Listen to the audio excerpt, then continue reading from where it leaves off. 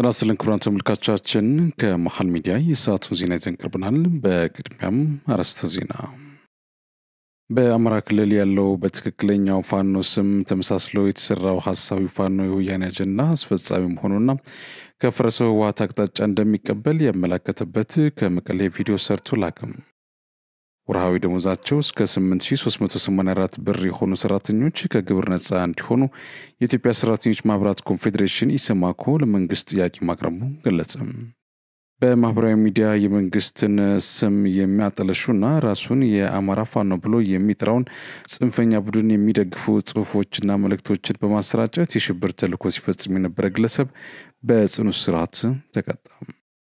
ኤርትራውያን በስልጣን ባለጸጋው ኢሳያስ ከፍተኛ የመብት ጥሰት እንደሚደርስባቸው የተባበሩት መንግስታት ልዩ የሰብአዊ መብት ተከታታይ ሪፖርተር አስታወቀም። ከውጭ አሜሪካው ፕሬዝዳንት ዶናልድ ትራምፕ ፑቲን የእስራኤልንና ኢራንን ጦርነት ለማደራደር ያቀረቡትን ሐሳብ ውድቅ አደረጉ። ክቡራን ተመልካቾቻችን ከመሃል ሚዲያ እነዚህና ሌሎችንም ዜናዎች ይዘን ቀርበናል። ካፍታ በኋላ እንመለሳለን። ዩቲዩብ ቻናሉን ሰብስክራይብ እንዲሁም ይዘቱን ላይክ እና ሼር በማድረግ የመሃል ሚዲያ ቤተሰብ እንድትሆኑ በአክብሮት እንጋብዛለን። አብራችሁን ነው። የመሃል ከተማ መዳረሻ በሆነችው ፒያሳ በማራኪ ኮሪደር ልማት ደምቆ በሚገኘው ውብ መንደራችን ላይ የመጨረሻውንና ሶስተኛውን ብሎክ እንሆ እያልን ከልዩ የከተማ እይታና ከጧት ፀሐይ ጋር አጣጥሞ በያዘው ብሎክ ከ25% ልዩ ቅናሽ ጋር ከባለ 1 መኝታ እስከ ባለ 3 መኝታ በተለያዩ የካሬ አማራጭ አቅርበንሎታል። በ10% በ690 ሺህ ብር ቅድመ ክፍያ ብቻ ቀሪውን በግንባታው ሂደት ያለምንም የዶላር ንክኪና ከወለድ ነፃ በሆነ መንገድ የሚከፍሉበት መንገድ የተመቻቸለት። ምን ይሄ ብቻ! እዛው ፒያሳ አድዋ ሙዚየም ፊት ለፊት G+5 የገበያ ማዕከል በ3.9 ሚሊዮን ብር ሙሉ ክፍያና በ900 ሺህ ብር ቅድመ ክፍያ የግሉ ያድርጉ። ለበለጠ መረጃና ለሳይት ጉብኝት ከታች ባለው ስልክ ይደውሉ። በቅድሚያም ፓርቲዎችን ተቃዋሚ አድርጎ ከመመልከት ህጋዊ ተፎካካሪዎች አድርጎ በማስተናገድ ዲሞክራሲያዊ ከባቢን በመፍጠር አበክረን ሰርተናል ሲሉ ጠቅላይ ሚኒስትር ዶክተር አብይ አህመድ ተናገሩ። ጠቅላይ ሚኒስትሩ በማህበራዊ ትስስር ገጻቸው ባሰፈሩት ጽሁፍ የፖለቲካ ምህዳርን መክፈት በ2010 ዓ.ም የወሰነውን ቁልፍ ውሳኔ ነው ብሏል። ከዚያ ጊዜ ጀምሮ ረጅም ዘመን ከኖረው ፓርቲዎችን ተቃዋሚ አድርጎ ከመመልከት ህጋዊ ተፎካካሪዎች አድርጎ በማስተናገድ ዲሞክራሲያዊ ከባቢን ለመፍጠር አበክረን ሰርተናል ሲሉ ተደምጠዋል። የአስተሳሰብ ሽግግር ሰላማዊ ፍክክር ባህል ለኢትዮጵያ መጻኢ ተስፋ አስፈላጊ መሆኑን በማመን ላይ የተመሰረተ እንደነበር አስታውሰዋል። በዚህ አቋም ተመርተን ላለፉት ዓመታት በኢትዮጵያ ብሔራዊ ምርጫ ቦርድ ከተመዘገቡ ፓርቲዎች ጋር ተከታታይ መድረኮችን አስቀጥለን ቆይተናል ብሏል። ዛሬም በሰሞኑ ያካሄድናቸው ካሉ የባለድርሻ አካላት ውይይቶች አካል የሆነም ውይይት ከፖለቲካ ፓርቲዎች ተወካዮች ጋር አካሄድናል ሲሉ ገልጿል። ምክክሩ ተወካዮች ከየመጡበት አካባቢ የሚነሱ የተለያዩ ሐሳቦችን በማዳመጥ ግብዓት ለመውሰድ ያለመ መሆኑን ነው ያስረዱት። የፌዴራል መከላከያ ሚኒስትር ኢንጂነር አይሻ መሐመድ በሞሮኮ የ3 ቀናት ስራ ጉብኝት አደረጉ። ኢንጂነር አይሻ መሐመድ በጉብኝታቸው ወቅት የሞሮኮ መንግስት ብሔራዊ መከላከያ አስተዳደር ተወካይ ሚኒስትር ከሆኑት አብዱላቲፍ ሉዲ ጋር ተገናኝተው ተወያይተዋል። ኢትዮጵያና ሞሮኮ በወታደራዊ ስልጠና በሳይበር ሴኩሪቲና በሌሎች የመከላከያና ደህንነት ዘርፎች ላይ ያላቸውን ትብብር ለማጠናከር የሚያስችል የመግባቢያ ስምምነት ወይም MOU ተፈራርመዋል። የመግባቢያ ስምምነቱ የሁለቱ ሀገራት ከፍተኛ ወታደራዊ ባለስልጣናት ያካሄዷቸው ተከታታይ ውይይቶችና የጉብኝት ልውውጦች ውጤት ናቸው። የፌዴራል ጦር ኃይሎች ጠቅላይ ኤታማዦር ሹም ፊልድ ማርሻል ብርሃኑ ጁላ በሞሮኮ ያካሄዱት ጉብኝት እንዲሁም የሞሮኮ ሪያል ጦር ኃይሎች አዛዥ ሌተናል ጀነራል መሐመድ በሪድ በሀገራችን ያካሄዱት ጉብኝትና የተደረጉ ውይይቶቹ ሁለቱ ሀገራት ለትብብር ማድረግ ያላቸው ቁርጠኝነት የሚያመላክት መሆኑን አስረድቷል። ኢንጂነር አይሻ መሐመድ በሞሮኮ ቆይታቸው የሞሮኮ ሪያል ጦር ኃይሎችን እና የሞሮኮ መከላከያ መሰረተ ልማቶችን ጎብኝተዋል። ሁለቱ ወዳጅ ሀገራት ግንኙነታቸውን ያደገው ወታደራዊ ትብብራቸውን እያጠናከረም በመምጣቱና የመግባቢያ ስምምነት መፈራረም በመቻላቸው እንደሆነም ገልጸዋል። በአሜሪካ የኢትዮጵያ ፌዴራላዊ ዲሞክራሲያዊ ሪፐብሊክ ልዩ መልእክተኛና ባለሙሉ ስልጣን አምባሳደር ብናልፍ አንዱዓለም ከፕሬዝዳንት ዶናልድ ጄ ትራምፕ ጋር በነጭ ቤተ መንግስት የመጀመሪያ ግንኙነታቸውን አካሂደዋል። አምባሳደር ብናልፍ አንዱ ዓለም ነጩ ቤተ መንግስት ሲደርሱ በኢትዮጵያና በአሜሪካ መካከል ያለውን የረጅም ጊዜ ግንኙነት የሚያንጸባርቅ ዲፕሎማሲያዊ አቀባበል እንደተደረገላቸው በአሜሪካ የኢትዮጵያ ኤምባሲ አሳውቋል። የወገኝነት በቀጣይ ጊዜያት ለሚደረጉ በርካታ ውይይቶች መጠናከር ትልቅ አስተዋጽኦ ይኖረዋል ያለው ኤምባሲው ኢትዮጵያና አሜሪካ ከ120 ዓመታት በላይ የዘለቀ ጠንካራ ግንኙነት ያላቸው ናቸው። በሁለቱ ሀገራት መካከል እንደ ሰላም፣ ጸጥታና ኢኮኖሚ መስኮች ጠንካራ አጋርነት ከመፍጠር አንጻር ያሉ እድሎች ሰፊ ናቸው ብሏል። አምባሳደር ብናልፍ አንዱ ዓለም በውይይቱ ወቅት የተገኙትን ስቴት ሴክሬታሪ ማርክ ሮቢዮ ጋርም ተገናኝተዋል። ኢትዮጵያ አህጉራዊና ዓለም አቀፋዊ ልማት አጀንዳዎችን ከብሔራዊ እቅዶች ጋር አጣምራ መተግበሯን አጠናክራ ትቀጥላለች ሲል የፕላንና ልማት ሚኒስቴር አስታወቀም። ላለፉት 3 ቀናት በአዲስ አበባ ሲካሄድ የቆየው የአፍሪካ የግምገማ ማህበር 25ኛ ዓመት ምስረታ በዓል ተጠናቋል። የፕላንና ልማት ሚኒስትር ዴኤታ ጥሩማር አባተ በዚህ ወቅት እንዳሉት የተካሄደው መርሃ ግብር እንግዶችን በማስተናገድና ሁነትን በማካሄድ ስኬታማ ነው ብሏል። የምዘና ስርዓትን ለማጠናከር የአቅም ግንባታ ስልጠናዎችን ለመስጠት የሀገራትን ልምድና ተሞክሮ ለመለዋወጥ ትብብርን ለማጠናከር የተያዘውን ግብን ለማሳካት እንደተቻለ አብራርተዋል። ሀገራት እንደየነባራዊ ሁኔታቸው የሚከተሉትን የምዘና ስርዓት የመድረክ ልምዳቸውን ያካፈሉ ሲሆን ኢትዮጵያም ጠንካራ የክትትልና ግምገማ ስርዓት ለመዘርጋት ያከናወነቻቸው ተግባራት ማቅረቧን ተናግሯል። አህጉራዊና ዓለም አቀፋዊ ልማት እቅዶችን ከብሔራዊ እቅዶች ጋር በማጣመርና የትግበራ ሂደቶችን ሪፖርት ክትትልና ግምገማ በማድረግ እየተሰራ መሆኑን ጠቁሟል። ኢትዮጵያ እየተገበረች የምትገኘው የ10 ዓመት የልማት እቅድ አጀንዳ 2063 እና ዘላቂ ልማት ግቦችን አጣምሮ የያዘ መሆኑን አስታውሷል። በቀጣይ ተጠናክረው እንደሚቀጥሉ ማረጋገጣቸውንም ኢዜአ ዘግቧል። የአፍሪካ ህብረት ሊቀመንበር ተወካይ አምባሳደር መሐመድ አልአሚኒ በበኩላቸው በአህጉሪቷ በመረጃ ላይ የተመሰረተ የፖሊሲ ውሳኔ በመስጠት እንዲሁም አፈጻጸምን ክትትል በማድረግ ለማህበረሰቡ ተጠቃሚነት መስራት እንደሚገባ አስገንዝበዋል። የአፍሪካ የግምገማ ማህበር በአጀንዳ 2063 ትግበራ በትብብር መስራቱን አጠናክሮ እንዲቀጥል ጠይቀው ሀገራት ለአቅም ግንባታ ትኩረት እንዲሰጡ አሳስቧል። የአፍሪካ ግምገማ ማህበር ፕሬዚዳንት ሚቻ ድራጎ ባለፉት 3 ቀናት በአፍሪካ በመረጃ ላይ የተመሰረተ የፖሊሲ ውሳኔ መስጠት የሚያስችል የግምገማ ስርዓትን ትብብር የሚያጠናክሩ ሁነቶችን ማካሄዳቸውን ገልጸዋል። ለ3 አስርት ዓመታት በስልጣን ላይ በቆዩት የኤርትራው ፕሬዝዳንት ኢሳያስ አፈወርቂ ኤርትራውያን ከፍተኛ የመብት ጥሰት እንደሚደርስባቸው የተባበሩት መንግስታት ልዩ የሰብአዊ መብት ተከታታይ ሪፖርት አስታወቀም። በአፍሪካ ቀንድ ወደ 3.5 ሚሊዮን የሚጠጋ ህዝብ ያላት ኤርትራ በተለያዩ አካላት የአፍሪካ ሰሜን ኮሪያ በሚል ቅጽል ስም ትጠራለች። ለተከታታይ ዓመታት በዓለም ላይ ካሉ አገራት አንጻር በሰብአዊ መብቶች አያያዝ ዝቅተኛ ደረጃ ላይ እንደምትገኝም ተገልጿል። እንደ ሪፖርተርስ ዊዝአውት ቦርደርስ መረጃ ኤርትራ በፕሬስ ነጻነት ረገድ ከዓለም ሀገራት በመጨረሻው ተርታ ላይ ትገኛለች።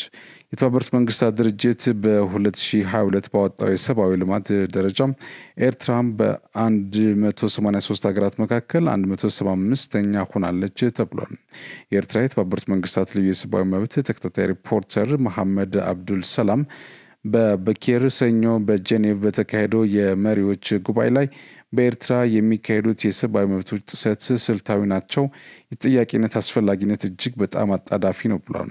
በአንድ ፓርቲ ስር የምትመራው ኤርትራ ነጻነቷን ካገኘች ጊዜ አንስቶ ሀገሪቱን በፕሬዝዳንትነት የሚመሩ ፕሬዝዳንት ኢሳያስ አፈወርቂ ናቸው። ፕሬዝዳንቱ ተቃውሞን በኃይል በማፈን ተቃዋሚዎችን ያለ ፍርድ በማሰርና በአስፈሪ ሁኔታ ውስጥ ለብዙ 10 ዓመታት በመቆየት ይከሰሳሉ። በትግራይ ክልል ከ2 ወር በፊት የተሾሙ የቢሮ ኃላፊ ተሽረው በሌላ ኃላፊ ተተኩ። እንዲህ ያሉ ሹመት ያልተለመደ ነው ተብሏል። አስተያየት ሰጪዎች ሹመቱ ህወሓትን መካከል ቡድናዊ ሽኩቻ መፈጠሩ ያሳያል ነው ያሉት። አቶ ተወልደ ገብረ ጻድቅ ነባር የፈረሰው ህወሓት ታጋይ ናቸው። ባለፉት 34 ዓመታት ከትግራይ የተለያዩ የዞን አስተዳዳሪነት እስከ አዲስ አበባ የኢህአዴግ ጽህፈት ቤት ኃላፊ በመሆን ሰርቷል። በታደሰ ወረደ የሚመራው ጊዜያዊ አስተዳደር ወደ ኃላፊነት ሲመጣ በህወሓት እጩ አቅራቢነት ባይቶና በተባለ ተቃዋሚ ፓርቲ አባል ሲመራ የነበረውን ተክተው የክልሉ የውሃ ሀብት ቢሮ ኃላፊ ሆነው ተሹሟል። የአቶ ተወልደ ሹመት በአቶ ጌታቸው ረዳ ሲመራ የነበረውን ጊዜያዊ አስተዳደር ለተቃዋሚ ፓርቲ ሰጥቶት የነበረውን ሁለት የቢሮ ኃላፊነት ቦታ ወደ አንድ የሚያሳንስ በመሆኑ ተቃውሞው ገጥሞት ነበር። ከፖለቲካ እንቅስቃሴ በተሰረዘው ህወሓት መካከል በቡድናቸው ሽኩቻ አለ ከሚል አስተያየት ውጪ የቢሮ ኃላፊው በሁለት ወር ውስጥ በምን ምክንያት ከኃላፊነት እንደተሻሩ በይፋ የተገለጸ ነገር በሌለበት ተነስቷል። የቢሮ ኃላፊው አቶ ተክላይ ገብረመድህን በተባሉ የህወሓት ስራ አስፈጻሚ አባል መተካታቸውም ተገልጿል። እንደ ምንጮች ገለጻ አቶ ተክላይ ገብረመድህን የሹመት ደብዳቤያቸውን ከፕሬዝዳንት ታደሰ ወረደ እጅ መቀበላቸውን የክልሉ የውሃ ሀብት ቢሮ ምንጮች ለምንጮች ተናግረዋል።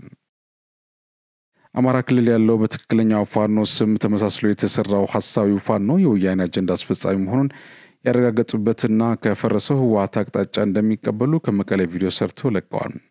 የወያኔ እቅድ ውስብስብ አልነበረም ያሉት ምንጮች በአማራና በኦሮሞ መካከል የማይቋረጥ የጠላትነት ትርክት መፍጠር፣ በተለያዩ አካባቢዎች አማራ ላይ ዘር ተኮር ጥቃት በማስፈጸም የአማራን ህዝብ ማስቆጣት፣ የራሱን ቡድን በአማራ ስም ማስታጠቅ፣ አማራ ክልልን በጦርነት ማጽደቅ፣ ለነሱ የሚታዘዙና በነሱ የሚደገፉ ታጣቂዎችን በየጉሮኖ መፍጠር በገፍ እንደሰሩ ገልጿል። ትምህርት ማቋረጥና ተማሪዎችን ወደ ውጊያ ማስገባት፣ የአማራ መምህራን ላይ የጅምላ ግድያ መፈጸም፣ ሰሜናዊ የሚል ጨዋታ ፈጥኖ አማራን ከወያኔ ጋር ማሰለፍ፣ በስተመጨረሻም ከ30 ዓመት በፊት እንዳደረጉት በአማራ ሀብት የደም ዋጋ ኢትዮጵያ ፈርሳም ቢሆን የነሱን መጨረሻ ግብርና ዓለም ማስፈጸም ላይ በትኩረት ሲሰሩ እንደነበር ታውቋል። ለዚህ ዓላማ አማራንን ብለው ክልሉ ላይ ጦር ያደራጁ በደም ግን አማራ ያልሆኑ ሰዎች ተመድበው በድብቅ ሲሰሩ ከርመዋል ነው የተባለው።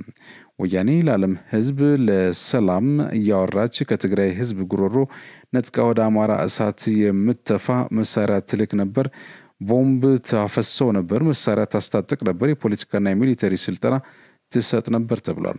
አንዳንድ አመራሮች የጦራቸውን ለወያኔ ሸጠውታል፣ ለወያኔ አልሸጡም ያሉ በሴራ እንዲገደሉ ተደርጓል። የተስማሙት የፋኖ መሪዎች ደግሞ በኡጋንዳ በዱባይ ቅንጡ ቤቶች ተገዝቶላቸዋል። ብዙ ሺህ ዶላሮች በተለያዩ ባንኮች ተቀማጭ ተደርጎላቸዋል። ይህንን ሁሉ ሲሰሩ ከርመዋል። በልዋጩ ወልቃይትን ለወያኔ ቃል የገቡ የፋኖ አመራሮች በህወሓት ዘንድ ተጨማሪ ክብር ድጋፍ ተሰጥቷቸዋል ነው የተባለው። አሁን አማራ ክልል ያለ ታጣቂ ሲሶ የወያኔ ስራ አስፈጻሚ ነው የተባለ ሲሆን ወያኔ ክልሉን በቦምብ አጋይልኝ ካለችው ያለምንም ማመንታት ክልሉን በቦምብ የሚያርስላት የራሷ ታማኝ ፋኖ ፈጥራለች። ከዚህ ውስጥ በዋናነት የምስራቅ አማራ ፋኖ ነኝ የሚለው የወሎን ህዝብ በዝርፊያና በገታ ደግሞ እንባ እያስለቀሰ ያለው የመሪ ወዳጁ ኃይልን አንዱ ነው። አስተያየት የሰጡት አካላት ከቀበሮ ጋር የሚደረግ ጓደኝነት መጨረሻው ዋይታና ለቅሶ ነው፣ ታሞ ከመማቀቅ አስቀድሞ መጠንቀቅ ሲሉ ማስጠንቀቃቸው ታውቋል። የግለሰቦችን ሀሳብ ተከታትለን እንመለስ። መቀሌ ድረስ መጥተዋል እኔ ለማግኘት እና ያው ራሳቸው ስማቸው ያስተዋወቃቸው መጀመሪያ ተወሰነ ተሰጠኝ በጣም አመሰግናለሁ። የአማራ ፋኖ የማፋባ የአማራ ፋኖ በወሎ ምስራቅ አማራ ኮር 2 ዞበላን ክፍለ ጦር አንደኛ ሻለቃ ሲሪ ቢኒያም አላሙ የማጃቤ ይባላሉ። ያው እንደምታውቁት አሁን ያለነው መቀሌ ነው። በጣም ደስ ብሎናል። ከምንወዳቸው ተመስገን ይባላል። ከምስራቅ አማራ ፋኖ ወይም ከዞበላን ባንደኛ ሻለቃ አፋባ የመጣ ነው። በጣም ደስ የሚልና በማህበራዊ ሚዲያ መንግስትን ስም የሚያጠለሹና ራሱን የአማራ ፋኖ ብሎ የሚጠራውን ጽንፈኛ ቡድን የሚደግፉ ጽሁፎችና መልእክቶች በማሰራጨት የሽብር ተልዕኮ ሲፈጽም የነበረ ግለሰብ በ7 ዓመት ጽኑ እስራት ተቀጣ። የቅጣት ውሳኔው ያስተላለፈው የፌዴራል ከፍተኛ ፍርድ ቤት ልደታ ምድብ አንደኛ የጸረ ሽብር ወንጀል ችሎት ነው። ተከሳሽ ወንድማገኝ በርገና በ1996 ዓ.ም የወጣውን የወንጀል ህግ አንቀጽ 32 ለና ሐምሮሃ ድንጋጌ በመተላለፍ የወንጀል ድርጊት መፈጸሙን የአቃቤ ህግ ክስ ያመለክታል። ተከሳሹ በዋና ወንጀል አድራጊነት ተከፋይ በመሆን በሐሳቡ በወንጀል ድርጊትና በሚሰጠው ውጤት ሙሉ ተከፋይ በመሆን መንግስትን በጦርነት ከስልጣን ማስወገድ አስቦ በህገ ወጥ መንገድ የጦር መሳሪያ በመታጠቅ ከኢትዮጵያ መንግስት ጋር ጦርነት ውስጥ በመግባት እየተዋጋ ያለውን ራሱን ፋኖ ብሎ የሚጠራ የጽንፈኛ ቡድን የፕሮፓጋንዳ ክንፍ በመሆን በርግና ወንድማገኝ የሚል የዋትስአፕ አካውንት ከፍቶ ነበር። የቡድኑ ልሳን ለሆኑ በዋናነትም ዘመድኩን በቀለ ለተባለ ግለሰብ በየካቲት 22 ቀን 2016 ዓ.ም ለቡድኑ የፕሮፓጋንዳ ስራ ግብዓት የሚሆኑ በአርባ ምንጭ ከተማ መንግስት ቤት እያፈረሰ ነው የሚል መልእክት እንዲሁም በየካቲት 24 ቀን 2016 ዓ.ም የመንግስትን ስርዓት ለመገርሰስ ብቸኛው አማራጭ የትጥቅ ትግል ነው የሚል መልእክት ማስተላለፉ በአቃቢ ሕግ ክስ ላይ ተገልጿል። እኔም አንዱ የዛ አካል ነኝ፣ ፋኖን ደግፋለሁ፣ ሁሉም ሰው የድርሻውን ሊወጣ ይገባል የሚልና ስርዓቱን በተለያዩ አማራጮች ማዳከም አለብን የሚል መልእክት በቪዲዮ ቀርጾ ለዘመድኩን በቀለ እንደላከም ተገልጿል። ወንድማገኝ ገብሬ በሚል ስም በተከፈተ የቲክቶክ አካውንት ላይ የተገለጹትን የፕሮፓጋንዳ መልእክቶች በቪዲዮ አሰራጭቶ ከ10 ያላነሱ ሰዎች የተመለከቱት የመንግስት ስም የሚያጠለሹ ተግባራትን ሲፈጽም ነበር። እንዲሁም ራሱን የአማራ ፋኖ ብሎ የሚጠራውን ጽንፈኛ ቡድን አመራሮች ፎቶ በመለጠፍ እንዲሁም ማንነታቸው ያልታወቁ የጦር መሳሪያ የታጠቁ ግለሰቦች ፎቶ በመለጠፍ ጦርነትን የሚያባብሱ የተለያዩ መልእክቶችን በማሰራጨት እንዲሁም ወጣቱን ለጦርነት የሚያነሳሱ መልእክቶችን በማህበረሰብ ሚዲያ በስፋት እንዲሰራጭ በማድረግ ወንጀል ተከሷል። ግለሰቡ የፕሮፓጋንዳ ስራ በመስራት በመንግስት ላይ ጥርጣሬ እንዲፈጠርና የጥላት ዓላማ እንዲሳካ የተለያዩ ፕሮፓጋንዳ መልእክቶች በማህበራዊ ሚዲያዎች ሲያሰራጭ የነበረ ሲሆን ኢትዮጵያ ጦርነት ላይ እያለች የጥላት ዓላማን ለማሳካት በማሰብ የጥላቱን ጥቅም በሚያራምድ የፕሮፓጋንዳ ስራ ውስጥ በመሳተፍ ጥላትን የደገፈ መሆኑ በፍጹም ጥላትን መተባበር ወንጀል ተከሷል። ተከሳሹ በአጠቃላይ አመጽ ቀስቃሽ የሆኑ በርካታ የፕሮፓጋንዳ መልእክቶችና ቪዲዮዎች ሲያጋራና ሲያነሳሳ እንደነበር የክስ መዝገቡ ያስረዳል። ተከሳሹ የቀረበበትን ክስ ክዶ በመከራከሩ አቃቢ ሕግ የሰውና የሰነድ ማስረጃ አቅርቧል። በዚህ መሰረት ተከሳሹ የቀረበበትን ማስረጃ ማስተባበል ባለመቻሉ የፌዴራል ከፍተኛ ፍርድ ቤት ልደታ ምድብ አንደኛ የጸረ ሽብር ወንጀል ችሎት ተከሳሹ በ7 ዓመት ጽኑ እስራት እንዲቀጣ ተወስኗል። ወራዊ ደሞዛቸው እስከ 8384 ብር የሆነ ሰራተኞች ከግብር ነፃ እንዲሆኑ የኢትዮጵያ ሰራተኞች ማህበራት ኮንፌዴሬሽን ኢሰማኮ ለመንግስት ጥያቄ ማቅረቡ ተገለጸ። የኢሰማኮ ፕሬዝዳንት አቶ ካሳሁን ፉሎ ለሪፖርተር ጋዜጣ በሰጡት ቃል ወርሃዊ ደሞዛቸው እስከ 8384 ብር የሆነ ተቀጣሪ ሰራተኞች ከግብር ነፃ እንዲደረጉ ለመንግስት ጥያቄ አቅርበናል ብለዋል። የገንዘብ ሚኒስቴር ላለፉት 9 ዓመታት በስራ ላይ ቆይቷል የተባለው የገቢ ግብር አዋጅ 979/2008 ለማሻሻል ጉዳዩ ይመለከታቸዋል ከተባሉ ባለድርሻዎች ጋር ውይይት በማድረግ ላይ ይገኛል። በዚህ ማሻሻያ ረቂቅ አዋጅ እስከ 2000 ብር የሚከፈላቸው ሰራተኞች ከግብር ነፃ እንዲሆኑ ተደንቋል። ኢሰማኮ እስከ 8384 ብር ድረስ የሚከፈላቸው ተቀጣሪዎች ከግብር ነፃ እንዲሆኑ ለገንዘብ ሚኒስቴር በደብዳቤ እንደጠየቀ አስታውቋል። አቶ ካሳሁን በዓለም ባንክ መረጃ መሰረት ዕለታዊ ገቢው ከ$3 በታች የሆነ ሰው ደሃ በመሆኑ የመንግስት የገቢ ግብር በዚህ ወለል ስር ያሉ ተቀጣሪዎችን ታሳቢ ሊያደርግ ይገባል ብሏል። በማናቸውም ተቀጣሪ ተቋማት የሚሰሩ ሰራተኞች በወር ከ8384 ብር እስከ 22974 ብር ደሞዝ የሚያገኙት ሰራተኞች 10% ግብር እንዲጣልባቸው መንግስትን መጠየቁን ኢሰማኮ ገልጿል። ከ22975 እስከ 44530 ብር ወርሃዊ ደሞዝ ተከፋዮች የ15%፣ ከ44531 እስከ 72336 ብር የሚከፈላቸው ደግሞ 20%፣ እንዲሁም ከ72337 እስከ 107449 ብር የ25% ግብር እንዲጣልባቸው ኢሰማኮም በደብዳቤው አሳስበዋል። ከደቡብ ሱዳን የተለያዩ ግዛቶች የተውጣጡ ወታደራዊ አመራሮች፣ የጸጥታ ኃይሎችና የሲቪል ማህበረሰብ ተወካዮች ከዩናሚስ የበላይ ኃላፊዎች ጋር በሰላምና በጸጥታ ዙሪያ ያደረጉት ዓመታዊ ኮንፈረንስ ተጠናቋል። የዩናሚስ ዌስተርን ኢኳቶሪያ ቀጠና ስምሪት ኦፊሰር ኃላፊ ተወካይ ሚስተር አማኑኤል በአካባቢው ያለውን ሰላም ለማጽናት ሁሉም የጸጥታ አካላት የላቀ ድርሻ እንዳላቸው ጠቁሞ ዩናሚስ በደቡብ ሱዳን ሰላምን ለመገንባት እያደረገ ባለው ያልተቋረጠ ሰላም የማክበር ሂደት አጠናክሮ ከማስቀጠል በተጨማሪ ከጸጥታ አካላት ጋር በሰላምና ጸጥታ ዙሪያ መወያየቱ ለህብረተሰቡ ሰላም ማግኘት ላቅ ያለ ጠቀሜታ እንዳለው አስረድቷል። የደቡብ ሱዳን የመከላከያ ሰራዊት የስነ ልቦናና ስነ ምግባር ኃላፊ ሜጀር ጀነራል ደንጌ ኮይት የደቡብ ሱዳናውያን ዜጎች ሰላም ለማረጋገጥ የኢትዮጵያ ሰላም አስከባሪ ሰራዊት በቀጠናው ትልቅ ዋጋ እየከፈለ እንደሆነ ጠቅሰው በዚህም የተጣለበት እምነት በዲሲፕሊን ኃላፊነት መወጣቱን በቀጠናው የተሻለ ሰላም እንዲኖር ያስቻለ በመሆኑ የዚሁ ቀጠና ስኬታማ ተልዕኮ አፈጻጸም ለሌላው ተሞክሮ መሆን እንደሚገባው አስረድቷል።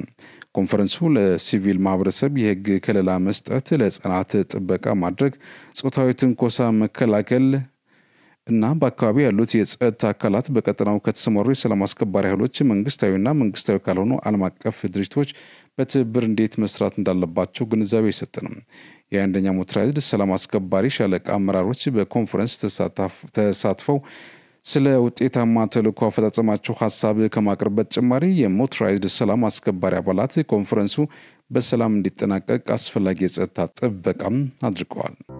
የመሃል ከተማ መዳረሻ በሆነችው ፒያሳ በማራኪ ኮሪደር ልማት ደምቆ በሚገኘው ውብ መንደራችን ላይ የመጨረሻውንና ሶስተኛውን ብሎክ እንሆ እያልን ከልዩ የከተማ እይታና ከጧት ፀሐይ ጋር አጣጥሞ በያዘው ብሎክ ከ25% ልዩ ቅናሽ ጋር ከባለ 1 መኝታ እስከ ባለ 3 መኝታ በተለያዩ የካሬ አማራጭ አቅርበንሎታል። በ10% በ690 ሺህ ብር ቅድመ ክፍያ ብቻ ቀሪውን በግንባታው ሂደት ያለምንም የዶላር ንክኪና ከወለድ ነፃ በሆነ መንገድ የሚከፍሉበት መንገድ የተመቻቸለት። ምን ይሄ ብቻ! እዛው ፒያሳ አድዋ ሙዚየም ፊት ለፊት G+5 የገበያ ማዕከል በ3.9 ሚሊዮን ብር ሙሉ ክፍያና በ900 ሺህ ብር ቅድመ ክፍያ የግሉ ያድርጉ። ለበለጠ መረጃና ለሳይት ጉብኝት ከታች ባለው ስልክ ይደውሉ። የዜናው ቀጥታ የሚተላለፍላችሁ ከመሃል ሚዲያ ነው። ወደ ዜና አልፋለሁ። የአሜሪካው ፕሬዝዳንት ዶናልድ ትራምፕ ፑቲን የእስራኤልና ኢራንን ጦርነት ለማደራደር ያቀረቡትን ሐሳብ ውድቅ አደረጉ። ትራምፕ ወደ ሌላ ቦታ ከመሄድ በፊት መጀመሪያ የዩክሬን ጦርነት መፍትሄ ሰጠው በሚል ፑቲንን አሳስበዋቸዋል። ፑቲን ለመዳኘት ሐሳብ ማቅረባቸውን ያልደበቁት ትራምፕ ነገር ግን አንድ ውለታ ዋልልኝ አልኩት፣ እሱም መጀመሪያ የራስን አጠናቅነው በሚል ቁጣ ባዘለ ድምጸት በዋይት ሃውስ ለጋዜጠኞች አስረድቷል። የእስራኤልና ኢራንን ጦርነት በራስ መንገድ ለመቋጨት መሞከር ዋጋ ያስከፍላል፣ የሩሲያ አቋም ሆኗል። የሁለቱ ሀገራት ውጥረት እየሰፋ ሩሲያና አሜሪካን ሊያቀያይም የሚችልም ሆኗል ተብሏል። በተያዘ ዶናልድ ትራምፕ ለአያቶላህ ኮሚኒ አስተያየት ምላሽ ሰጥቷል። የኢራኑ ጠቅላይ መሪ አያቶላህ ኮሚኒ ከሰዓታት በፊት በብሔራዊ ቴሌቪዥን በተላለፈው ንግግራቸው ኢራን እጅ አትሰጥም ካሉ በኋላ አሜሪካ በጦርነት ከተሳተፈች የማይጠገን ውድመት ይደርሳል ብለው ነበር። ትራምፕ ለኮሚኒ ንግግር መልካም እድል ብያለሁ የሚል ምላሽ ሰጥቷል። 60 ቀን ነበራቸው፣ ስህተት ሰርቷል ብሏል ፕሬዚዳንት ዶናልድ ትራምፕ። እስራኤል የሚሳኤል መከላከያና መጥለፊያ መሳሪያ የተሟጠጠ እንደሚገኝ አንድ ሪፖርት አመላክተ። ዎል ስትሪት ጆርናል እንደዘገበው እስራኤል የመከላከያ ጠለፋ መሳሪያዎቿ ዝቅተኛ ደረጃ ላይ እንደምትገኝና ይህም ሀገሪቱ ከኢራን የረጅም ርቀት የባላስቲክ ሚሳኤሎችን የመምራት አቅም ላይ ተጽዕኖ ሊያሳድር ይችላል ብሏል። አንድ ስማቸው እንዲጠቀስ ያልፈለጉ የዩናይትድ ስቴትስ ባለስልጣን ለጋዜጣው እንደተናገሩት ዋሽንግተን ለወራት የአቅም ችግር እንዳለ ታውቃለች፣ እናም የእስራኤል መከላከያ በመሬት በባህርና በአየር ኃይል እያሳደገች ነው ብሏል። ዘገባው የእስራኤል ጦር በጉዳዩ ላይ አስተያየት እንዲሰጥ ቢጠየቅም ፈቃደኛ አልሆነም ብሏል። በቀጠለው የአየር ላይ ውጊያ ረቡዕ ረፋዱ ላይ የኢራን ሚሳኤሎች በማዕከላዊ እስራኤል አካባቢ የእሳት ቃጠሎ አስከትሏል። የኢራን ፋርስ የዜና አገልግሎት እንደዘገበው ከተደረጉት ኢላማዎች መካከል አንዱ በሰሜን እስራኤል የሚገኘው የሜሮን አየር ማረፊያ ነው ብሏል። ስፍራው ስለ መመታቱ ግን ምንም ፍንጭ የለም። በእስራኤል በጦርነት ጊዜ ወታደራዊ መረጃ ሳንሱር አለ። እናም የሚስጥራዊነቱ ያላቸው ኢላማዎች ከተመቱ ሚዲያዎች ስለ ጉዳዩ እንዲዘግቡ አይፈቀድላቸውም። ሌላው ማክሰኞ ቀደም ብሎ የተመታው የጦር ስፍራ ሄርዝሊያ ነው። በዚህ አካባቢ አውቶቡሶች ተቃጥሏል። የኢራን መገናኛ ብዙሃን ስፍራው ወታደራዊ ቦታ ነው እያሉ ይገኛሉ ብሏል። ኩራን ተመልካቾቻችን ከመሃል ሚዲያ ለሰዓቱ ያዝናቸው ዜናዎች እነዚህ ናቸው። ስለተከታተላችሁ እናመሰግናለን። ከሬጅስቶች ይቀጥላሉ። በእኔ በኩል ጨርሻለሁ። በያላችሁበት ሰላም ሁኑ።